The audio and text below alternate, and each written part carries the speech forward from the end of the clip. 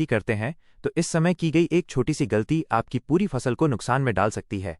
दाना हल्का रह सकता है, फलियां झड़ सकती हैं और उत्पादन 20 से 30% तक कम हो सकता है। इसलिए इस वीडियो को शुरू से आखिर तक ध्यान से जरूर देखें। किसान भाइयों नमस्कार, मैं श्याम राजपूत, आप देख रहे हैं श्याम राजपूत चैनल। आज हम बात करने वाले हैं सरसों की उस अवस्था की जब फसल फुल अवस्था में होती है और कुछ फलियां भी बनने लगती हैं।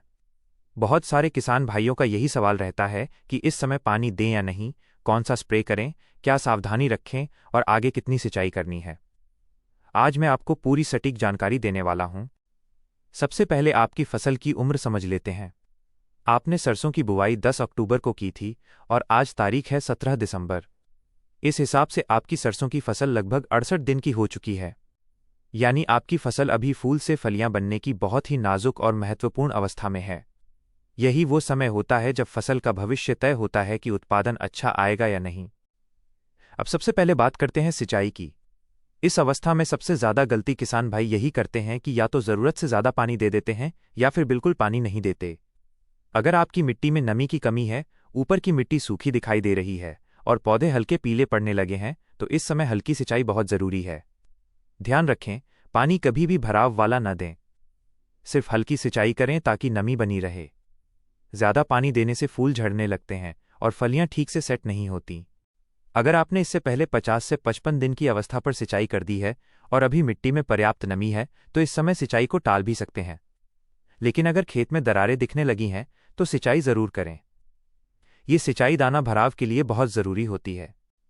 अब बात करते हैं इस अवस्था में देखरेख की। किसान भाइयों, फूल और फलियां बनने के समय सरसों पर माहू, चेपा और फली छेदक इल्ली का हमला सबसे ज्यादा होता है। रोज सुबह या शाम खेत का निरीक्षण जरूर करें। अगर आपको पौधों पर छोटे छोटे हरे या काले कीड़े दिखें, पत्तियां चिपचिपी लगें या फूल कमजोर नजर आएं, तो तुरंत स्प्रे करना जरूरी हो जाता है। अब सवाल आता है कि इस समय कौन सा स्प्रे करें जिससे फसल की ग्रोथ अच्छी हो और उत्पादन भी बढ़े। इस अवस्था में आप माइक्रो न्यूट्रिएंट का स्प्रे जरूर करें।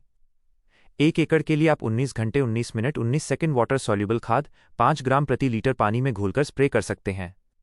इसके साथ बोरोन 1 ग्राम प्रति लीटर पानी में मिलाएं। बोरोन से फलियां अच्छी बनती हैं और फूल झड़ने की समस्या कम होती है। अगर आपकी फसल में फूल झड़ने की समस्या ज्यादा दिख रही है तो आप प्लानोफिक्स या Na 4.5% 1 मिली प्रति 4.5 लीटर पानी में मिलाकर स्प्रे कर सकते हैं। इससे फूल और फलियां गिरने से बचेंगी और दाना भराव अच्छा होगा।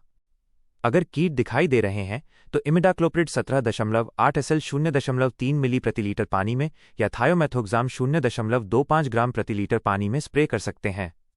स्प्रे हमेशा शाम के समय करें जब मधुमक्खियां खेत में कम हों, ताकि परागण पर असर न पड़े। अब बात करते हैं कि इस अवस्था के बाद कितनी सिंचाई करनी है। आमतौर पर सरसों की फसल में 2 से 3 सिंचाई काफी होती है। पहली सिंचाई 30 से 35 दिन पर, दूसरी सिंचाई 60 से 70 दिन पर और अगर जरूरत हो तो तीसरी सिंचाई 85 से 90 दिन पर दाना भराव के समय की जाती है।